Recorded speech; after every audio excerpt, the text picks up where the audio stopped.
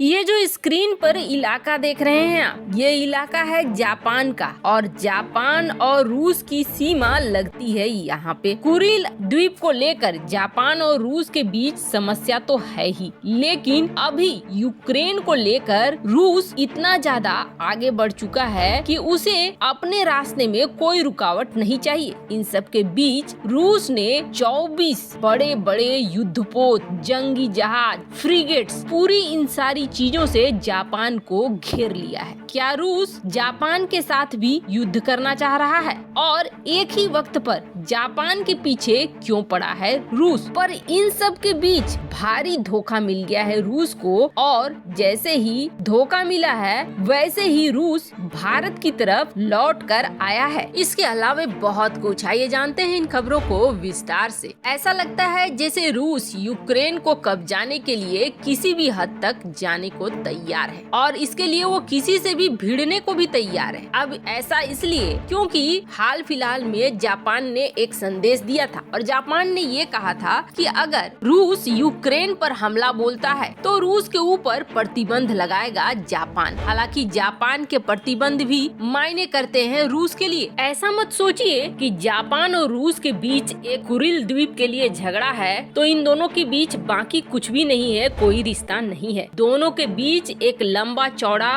व्यापार होता है और ये लंबा चौड़ा व्यापार कितने का है इसका अंदाजा आप ऐसे लगाइए कि जापान और रूस के बीच 2021 में $20 बिलियन का व्यापार हुआ है। और सिर्फ इतना ही नहीं, जापान ने रूस के अंदर निवेश भी करके रखा हुआ है। करीब $2.4 बिलियन का निवेश जापान ने रूस के अंदर किया है। भारत और रूस के बीच जो व्यापार होता है उससे ज्यादा व्यापार जापान और रूस के बीच होता है। और सिर्फ इतनी सी ही बात नहीं है, एक दूसरी प्रॉब्लम भी है। प्रॉब्लम ये है कि जापान खरीदता है रूस से नेचुरल गैस, ऑयल वगैरह, पर ऐसा नहीं है कि जापान के पास ऑप्शन नहीं है। जापान के पास ऑप्शन है और उस ऑप्शन का नाम है अमेरिका। अमेरिका जापान को ऑयल, नेचुरल गैस वगैरह सब कुछ दे सकता है, पर जापान जो रूस को देता है वो है बड़ा निवेश। जापान ने रूस के कई ऐसे प्रोजेक्ट पर पैसे लगाए हैं जिससे कि नेचुरल गैस का उत्पादन या एनर्जी कोऑपरेशन और भी ज्यादा बढ़े, जिसमें हाइड्रोजन भी है। हाइड्रोजन को लेकर भी जापान और रूस के बीच कई ऐसे समझौते हुए हैं, कई ऐसे पार्टनरशिप हुए हैं जिसके तहत ऊर्जा के इन क्षेत्रों में दोनों देश मिलकर काम करेंगे। आपको बता दें, कुरिल आइलैंड को लेकर झगड़ा एक तरफ है, लेकिन व्यापार को लेकर दोनों ही देश काफी तेजी से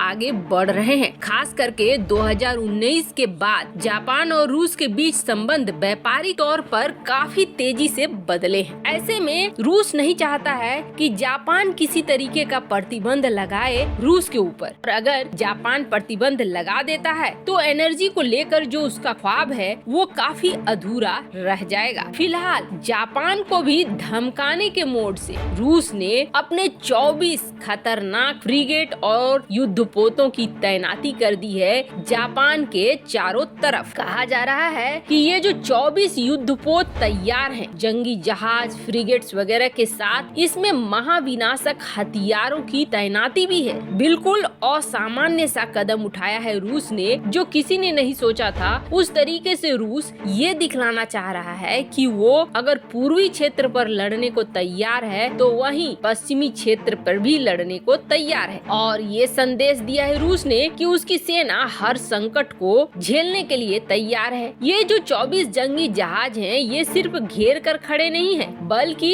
1 फरवरी से लेकर लगातार ये युद्धाभ्यास किए जा रहे हैं। यानी दोनों मोर्चों पर सैन्य अभियान को अंजाम देने की तरफ रूस अपना दिखा रहा है कि हमारी तैयारी दोनों ही क्षेत्र में है। वैसे एक तरीके से रूस अमेरिका को चैलेंज भी कर रहा है, क्योंकि जापान की सुरक्षा का अधिकार भी अमेरिका ने ले रखा है। तो अमेरिका को जहां चुनौती एक तरफ यूक्रेन में दे रहा है रूस, तो वहीं दूसरी तरफ जापान जापान में भी दे रहा है। पर इन सब के बीच जापान के प्राइम मिनिस्टर किशिदा रूसी राष्ट्रपति पुतिन से बातचीत कर रहे हैं कि इस समस्या का समाधान निकाला जाए शांतिपूर्ण तरीके से, न कि किसी तरीके के झगड़े से। खास करके रूस यूक्रेन के मामले को लेकर दोनों ही देश के राष्ट्राध्यक्ष बात करना चाहते हैं। पहले फ्रांस ने, फिर जर्मनी ने और अब फिर जापान कोशिश कर रहा है कि किसी भी तरीके से हल निकल जाए इस समस्या का। खैर, इन सब कोशिशों के बीच रूस को एक बड़ा झटका लगा है और रूस को जब झटका लगा है तो धोखा खाते ही भारत की याद आ गई है रूस को। वैसे तो रूस और यूक्रेन का जो जंग वाला जिन निकल कर निकला है वो अभी शांत होता हुआ दिखाई नहीं दे रहा है। और हाँ, यूक्रेन को लेकर अमेरिका और ब्रिटेन ये दोनों आग लगाने की तरफ बढ़े हुए हैं, चाहते हैं कब युद्ध हो जाए। तो वहीं जर्मनी, फ्रांस, जापान 3 ऐसे देश हैं जो ये कोशिश कर रहे हैं कि युद्ध न हो, शांत हो जाए। पिछले 5 सालों से इन दोनों देशों को हथियारों के मामले में कोई खास फायदा नहीं मिला है और ये दोनों ही देश इस मौके को भुनाना चाहते हैं कि ज्यादा से ज्यादा हथियार इसके बिक जाएं। अब रूस इस क्षेत्र में पीछे हटने को तैयार नहीं है और 11 अरब डॉलर के कर्ज के बोझ तले यूक्रेन तो वैसे ही दब गया है। पर अचानक से अब रूस को भारत की याद आने लगी है। दरअसल रूस को अपनी अर्थव्यवस्था को मजबूत करना है और अर्थव्यवस्था को मजबूत करने के लिए उसे ऐसे दोस्तों की जरूरत है जो उसकी अर्थव्यवस्था में किसी न किसी तरीके से मदद करें। बात है भारत के प्रोजेक्ट 75I यानी सबमरीन की। तो उसमें से रूस ने अपने हाथ पीछे कर लिए हैं। उसके अनुसार उसका AIP सिस्टम फंक्शनल नहीं है, इसलिए वो इस प्रोजेक्ट से हाथ पीछे कर रहा है। लेकिन रूस को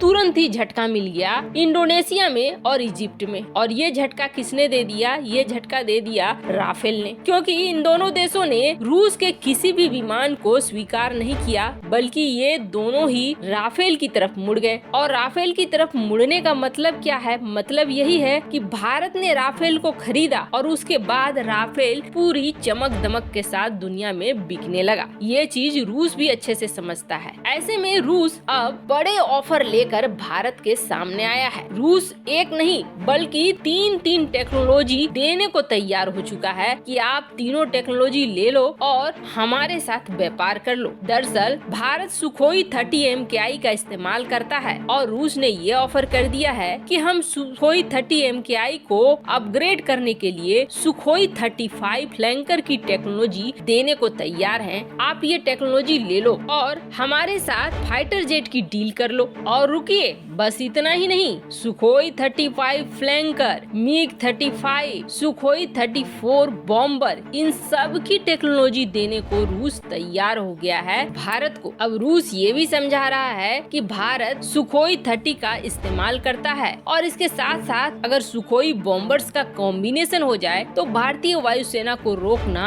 आसान नहीं होगा। खैर, भारत को अलग अलग और बिल्कुल आक्रामक प्रस्ताव दे रहा है रूस अब, इसलिए कि उसकी अर्थव्यवस्था में बड़ा छेद होने वाला है। वैसे आपको क्या लगता है, क्या भारत को रूस की बात मान लेनी चाहिए और इन तीनों टेक्नोलॉजियों को ले लेना चाहिए? कमेंट कर अपनी राय जरूर बताएं। जल्द मिलते हैं अगले वीडियो में नई खबर के साथ।